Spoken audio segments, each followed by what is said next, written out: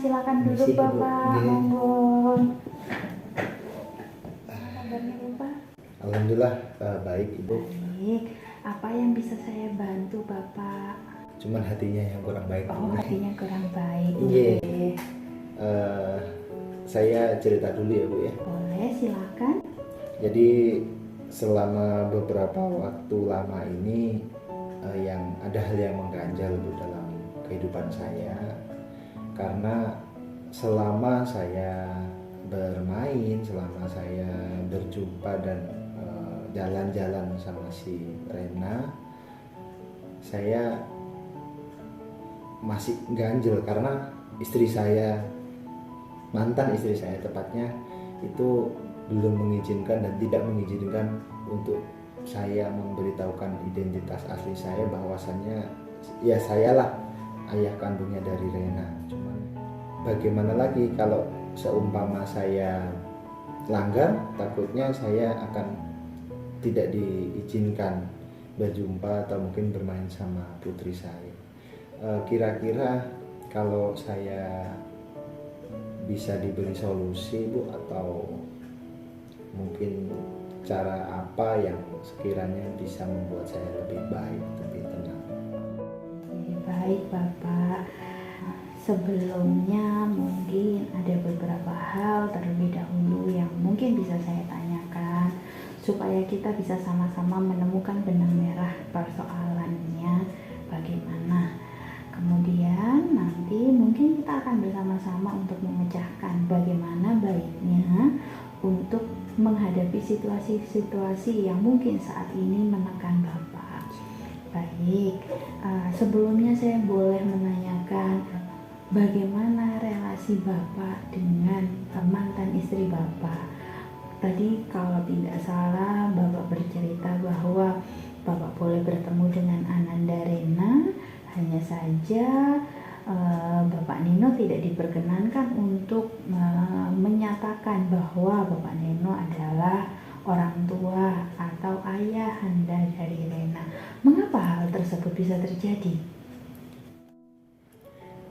Jadi ceritanya panjang Bu. Awalnya itu ketika semenjak si Rena lahir, ada hal yang mengganjal dan panjang itu ceritanya, sehingga kesimpulan dari perjalanan itu kita akhirnya pisah karena ada yang tidak terbuka dan juga ada yang ditutup-tutupin seolah-olah kayak mengganjal dalam rumah tangga itu, sehingga ya perpisahan itulah yang terjadi.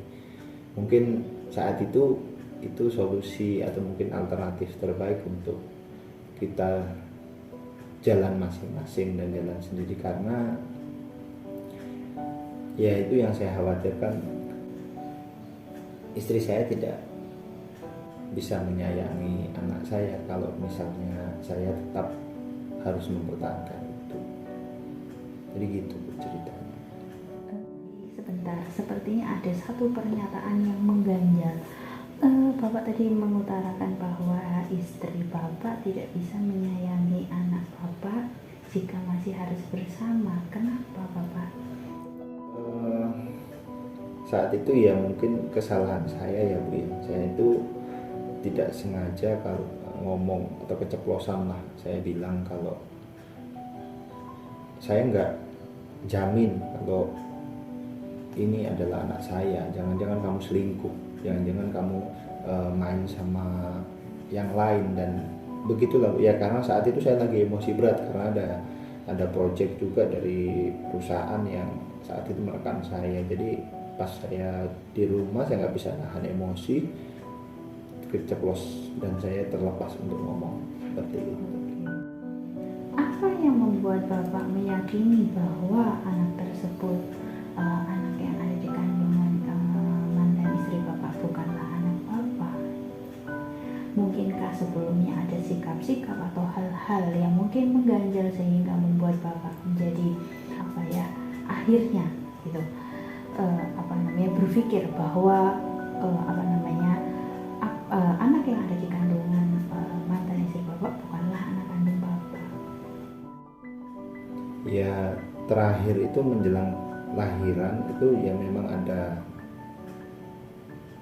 berubah sih Bu, kayak sikap perilakunya juga beda, kayak nggak seperti dulu lagi. Terus kebetulan pas waktu lahir yang saya jumpain itu kan biasanya ya kalau yang namanya anak cewek kebanyakan itu miripnya sama bapaknya, ini kok nggak sama. Terus orang tua saya juga bilang kok nggak mirip kamu, oh ini jangan-jangan anaknya orang lain gitu. Jadi semakin memperkuat bahwasanya saya mirip, oh berarti benar ini bukan anak saya.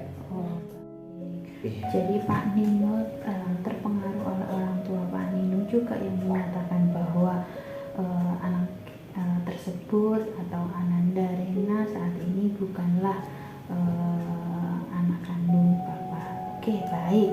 Kemudian bagaimana bisa akhirnya Bapak mengetahui bahwa anak tersebut adalah anak Bapak?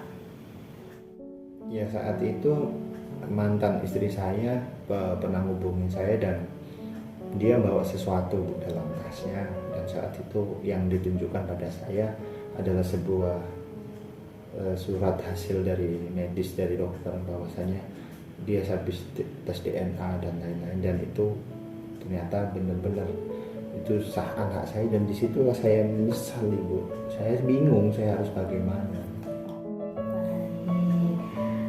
Saat ini tapi Bapak diperbolehkan untuk bertemu dengan Ananda? Bisa. Dan ya biarpun nggak sering, nggak setiap hari bertemu, 1 minggu 1-2 kali kita masih akses ketemu Ibu. Kadang ya sebatas saya jemput untuk makan, kadang untuk beli belanja apa, cuman itu aja sih. Cuman kalau misalnya saya pengen bawa pulang sebenarnya kan untuk tinggal sama saya, tapi nggak mungkin karena mantan istri saya sendiri juga bilang kalau itu om, manggilnya ke saya kan om. Saya jadi bingung juga Bu, nanti dikiranya saya dilapor penculik kan juga bingung Bu. Gimana itu? Baik. Sudahkah Bapak berusaha untuk bicara dengan mantan istri Bapak berkaitan dengan persoalan ini? Bagaimanapun Bapak adalah ayahandanya, dan Ananda juga berhak tahu bahwa ayahandanya adalah Bapak. Sempet sih Bu, ya kita ada obrolan atau ngobrol-ngobrol kecil, bahkan sering komunikasi via telepon. Cuman ya saya kembalikan lagi Bu, mungkin karena memang kesalahan awal saya sehingga mantan istri saya itu bukannya dendam. Kalau saya perhatikan sih tidak dendam, karena sikap perilakunya dia masih fine saja, tapi mungkin ya hatinya dia itu kayak tidak bisa memaafkan ungkapan yang pernah saya. Ya saat itu saya nyadar kalau memang saya lagi emosi berat. Oke, baik. Kemudian dengan kondisi seperti ini, apa yang Bapak Nino harapkan?